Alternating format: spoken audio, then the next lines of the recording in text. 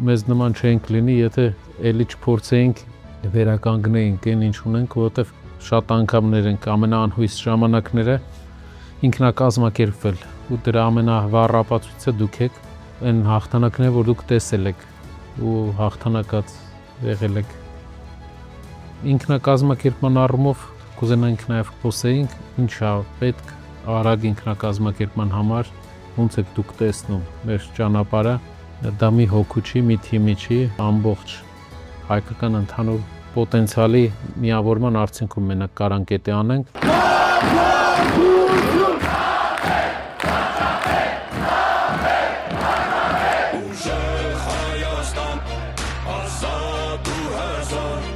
Աղաղ ու կայուն է,